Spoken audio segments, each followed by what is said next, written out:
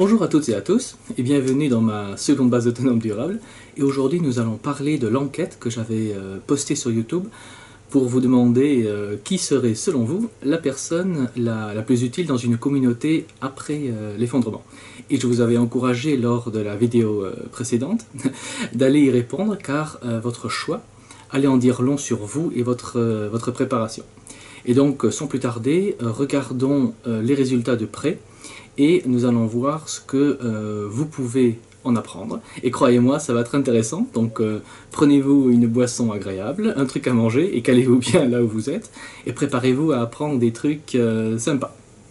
Alors, on va commencer par les résultats de l'enquête. Alors, je les ai ici. Alors, la question exacte était: qui serait la personne la plus utile dans une communauté après l'effondrement? Et les réponses possibles étaient A, un soldat ou un policier armé, B, un permaculteur bio, C, un médecin, D, une femme de la ville, bac+8 avec des enfants, et E, un artisan ou ouvrier qualifié. Alors vos réponses sont comme suit. 9% pensent qu'un soldat ou un policier armé serait la personne la plus utile. 31% pensent que ce serait le ou la permaculteur bio, 39% pensent que ce serait le médecin ou la médecin, 6% pensent la femme de la ville bac+8 avec des enfants, et 15% pensent que ce serait un artisan ou un ouvrier qualifié, la personne la plus utile pour une communauté après l'effondrement. Donc le gagnant est le médecin avec 39% des votes. Alors je tiens à dire que le médecin aurait été un de mes derniers choix, et je vous expliquerai cela plus tard pourquoi. Alors les réponses sont intéressantes car ça donne énormément de renseignements sur la vision qu'ont les gens de l'effondrement. Alors si on pense que ça va être la guerre civile ou le chaos et les conflits, si on n'a pas trop confiance en son prochain en quelque sorte, on choisit plutôt la protection, donc le soldat ou le policier pour maintenir l'ordre, l'ordre, la loi et la sécurité. Et ceux qui ne votent pas pour ce choix ont deux profils potentiels. Alors le premier est le profil de la personne qui a déjà anticipé la défense et sait se protéger, et sait protéger son clan. Et le second profil est celui ou celle qui ne croit pas à un monde de violence et de chaos après l'effondrement. Donc d'un côté on a la personne responsable et préparée, et de l'autre on a, on va dire, la personne plutôt inconsciente, idéologue, et on va dire plutôt bisounours dans son esprit. Car, bon, disons-le, car une forte pénurie de produits de première nécessité dans la durée, donc le long terme, n'a que très rarement fait remonter ce qu'il y a de plus beau et de plus noble chez les gens. Et bien sûr, on ne parle pas, on ne parle même pas des gens qui sont déjà aujourd'hui dans la violence. Donc à comprendre les mafias, les criminels, qui sont, on va dire, une réalité aujourd'hui. Ils existent, donc il faut en tenir compte de leur existence dans votre préparation. Après, évidemment, on peut se dire, pour l'ordre, bon, on verra bien, on va s'arranger entre nous, mais il y a une nécessité absolue, et c'est manger. Donc, on vote dans ce cas pour le ou la permaculteur bio, car lui ou elle va produire la nourriture. Alors ici, on voit que celles et ceux qui ont choisi cette option ne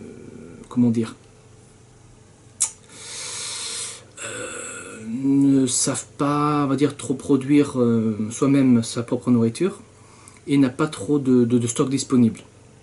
Car quand on a des stocks suffisants et qu'on sait produire un minimum de nourriture, on choisit plutôt une autre option. Donc à ces personnes, je leur conseille de quand même commencer à stocker et à apprendre à faire pousser de la nourriture, par exemple. Ensuite, on a le choix du médecin. Bon, alors ça semble une réponse, on va dire, évidente, car un médecin, ça soigne, Mais ce que les personnes ne réalisent pas est qu'un médecin, après l'effondrement, ne sert pas à grand chose en fait. Car un médecin aujourd'hui ne sait pas produire des médicaments, et sans médicaments, un médecin n'a pas grande utilité, à part pour les gestes de premier secours par exemple. Donc, que retenir des personnes qui ont choisi cette option? Qui ne sont pas autonomes sur le plan médical. Et à ces personnes, je conseille de s'intéresser à la botanique, à l'herboristerie, et tout simplement pour apprendre à produire vous-même des médicaments et peut-être même suivre une formation de premier secours. Après, on avait le choix de la femme de la ville, Bac+8 avec des enfants. Alors, à premier abord, ça faisait, on va dire, question piège, car, bon, à premier abord, elle ne sert pas à grand chose pendant l'effondrement, mais ce n'était pas une question piège, car cette femme a un profil potentiellement très intéressant, car il y a, on va dire, deux domaines où les femmes de ce calibre pourraient briller, et c'est, bon, d'une part, la gestion du garde-manger, car comme elle a des enfants, elle a personnellement intérêt que la gestion des stocks et des ressources alimentaires soit parfaite. Et le second domaine est la diplomatie, alors dans la communauté et entre les communautés survivantes. Alors, comme on sera tous sous pression, ce sera facile d'avoir des conflits ou des agressions, et une femme éduquée comme ça a en général un sens assez aigu de la diplomatie. Elle sait faire désescalader des luttes et des conflits, même au sein de la communauté. Donc pour la gestion sur le plan humain, elle peut être un atout majeur.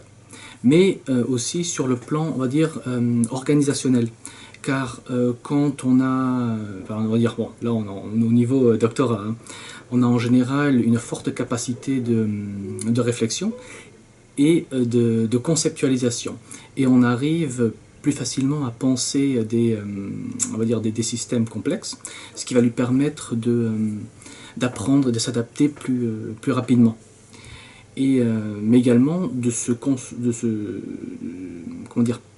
concrètement participer à penser des lois et des systèmes pour faire fonctionner la communauté. Et cerise sur le gâteau, comme elle a des enfants, ces enfants vont grandir. Et plus tard, ces enfants pourraient s'occuper de vous quand vous serez vieux et malade, par exemple. Donc ce choix est très loin d'être un choix bête, mais ça demande une vision, on va dire, plus long terme et d'organisation. Ainsi, les personnes qui ont voté pour ce choix l'ont fait soit par idéologie féministe, soit parce qu'ils ne se sentent pas, on va dire, à la hauteur intellectuellement, et ont besoin d'une personne bien plus intelligente que soi, on va dire, pour les aider à la réflexion. Et à ces personnes, je conseillerais de gagner en confiance et de s'entraîner à savoir mieux gérer et s'organiser. Peut-être même vous entraîner à être plus diplomate. Voilà, en tout cas, ne croyez pas que ce choix était débile, car ce n'est pas le cas. Et en dernier, on avait le choix de l'ouvrier qualifié ou de l'artisan. Alors là, le profil de la personne qui a choisi cette option est le profil de la personne qui a tendance à avoir deux mains gauches, pour ainsi dire, et qui aura besoin d'une personne pour travailler pour lui ou pour elle. Et à ce profil de personne, je conseillerais quand même d'apprendre à se servir de ses mains, d'apprendre à bricoler, à acheter des outils et peut-être de vous former. Voilà, en tout cas vous former au bricolage. Voilà, donc et commencer petit, donc petit et simple. Voilà, et donc avancer petit à petit. Et voilà, ensuite, petit à petit, devenez plus taquin et essayer des choses de plus en plus difficiles, on va dire. Et voilà, ou des choses qui demandent plus de complexité, on va dire plus de technique, mais voilà, mais faites-le à votre rythme. Voilà, c'est très important que vous avanciez, quel que soit dans le domaine, à votre rythme. Alors, en conclusion, vu que tous les choix, on va dire, étaient les bons, on vote en fait pour là où les qualités qui nous semblent manquer à nous personnellement. Et oui, car si on est doué pour gérer un potager, on ne va pas choisir le permaculteur bio. On va plutôt choisir la personne qui va nous compléter. Et on va dire qu'il y a les connaissances ou les capacités qui nous manquent. Alors ce n'est pas un jugement de valeur, hein. Vous avez raison de penser comme ça, je pense aussi comme ça, et c'est logique. Mais la leçon à en tirer de votre choix est que vous devez en priorité vous intéresser au domaine de la personne de votre choix, car c'est ce qui vous manque le plus dans votre préparation. C'est là que vous êtes, on va dire, le moins fort. Et ainsi, si vous avez choisi par exemple le soldat, pensez à vous entraîner physiquement, à améliorer votre capacité de défense. Voilà, donc apprenez à savoir vous défendre. Après, alors, disons que si vous avez choisi le permaculteur, intéressez-vous au monde on va dire, du potager.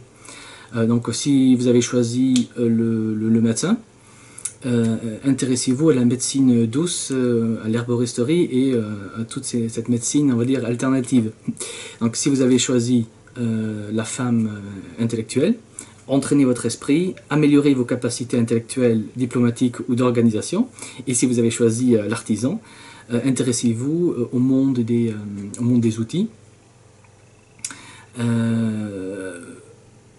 Voilà, et donc au bricolage, allant vraiment de la forge à la menuiserie. Donc vraiment, essayez d'élargir vos horizons, afin toujours d'améliorer votre préparation et vos capacités. Voilà, donc j'espère que cette vidéo vous a plu.